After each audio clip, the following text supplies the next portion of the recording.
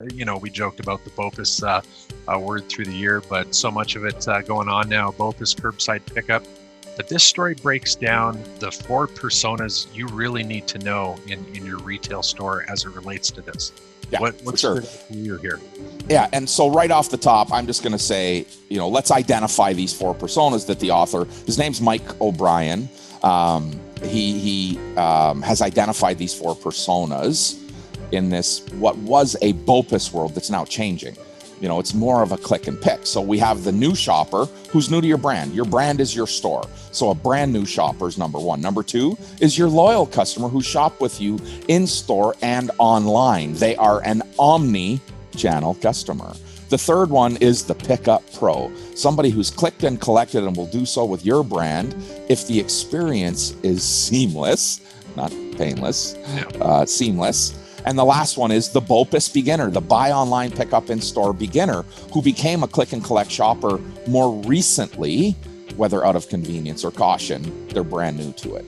And so click and collect has been, I'm using their phrasing, click and collect. Yep. I don't know that we've really called it that, but it is truly click and collect. I love how simplistic this is. Click and collect has steadily grown in popularity over the years. We've had this going on. BOPIS didn't just come out in 2020 pandemic year. It's been going on for several years, and it's naturally accelerated. And these guys surveying 5,000 customers from various demographics last November. Sail Through, who is where this article comes from, and Live Clicker found that, get this number, 31% of the audience of those surveyed used BOPIS or curbside pickup this year. And they're telling us that these 4 personas represent unique customers and should be engaged differently. Moreover, as they go into this article, they really talk about, how we have in the past measured people on that RFM model, which is recency, frequency, and the monetary value of purchase. Yeah. Well, we live in a different world than we did in the past, and understanding these personas has become an important measure of this. So I'm going to throw this at you. We're going to go off script and ask our marketing and content guru, Rob. Yeah. How do we start to identify and create messaging for our differing audiences, whether it's as categorized as these guys have done, these 4 personas, or any other matter in which we might need to segregate our audience to connect with them? Back to you. Yeah, jumping in, like you say, if you right out of the gate, if you say, okay, we have 4 different type of people that are going to come, to collect their items here. So we have to engage with them. We have to create content for them. You talked about Twig and Berries, popping in the sticker, the little thank you. Maybe there's that thank you so much for your first time shopping with us note for that one category that this is their first time coming. For the other, the real regular business, maybe it's something that here's an incentive for you. We appreciate your business. Here's an incentive to come back next week. And I don't know exactly what's going to work, but I would say if you think with that mindset that we need to create different approaches to it, and then, look, listen, and learn, like see what's happening with them, follow up with them. And was that beginner, did what you do really resonate with them in their experience? Yes, no. And don't worry about no. Like don't take great offense from it. You're learning. Like you're trying to figure out what that best approach is with that different customer. And I really think that when you go with that attack, that not treating them all equally, just I've done sales a long time. I've always used the line, I can swear with truckers and pray with nuns, right? Right. You adapt to the scenario, and I think this is that challenge to stores: adapt to the different types of customers are coming for that pickup at your store. Right, for sure. And so you talk about that, surveying the audience and asking that question.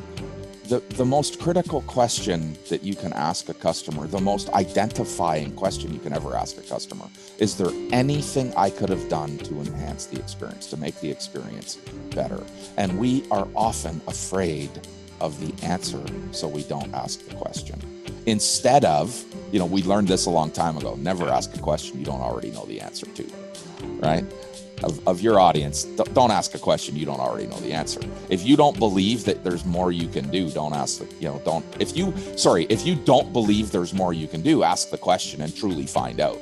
I mean, the whole idea of asking this question of your audience is really to uncover what you don't know. And no one can be held accountable for what they don't know. The difference between, I didn't know, what the speed limit was, and I didn't know that I was doing this wrong.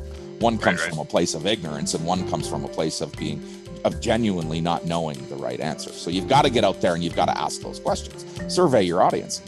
I don't know why we're always so afraid to ask why, or ask how. What is it I could do? Back in my furniture days in Edmonton, we had that little 5-question survey that every delivery driver left on the return. Every card went in for a draw. We encouraged people to fill it out. And the bottom of that survey card, is there anything I could have done to enhance the experience? Anything.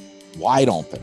I don't care if it's, charge less, charge more. Doesn't matter what it is. Yeah. I want all ideas. I want to filter them all in and then silo them and decide which ones can be acted on and which ones can't. But I'll never know the answer if I don't ask the question. Yeah. And today's world, pretty easy to ask a question of your customer. Yeah. Is that something, Dan, just throwing a question out there, could retailers include a question in the checkout process was this your first time shopping with us? Or is that something that, that's your data, you got to know that, you got to figure it out?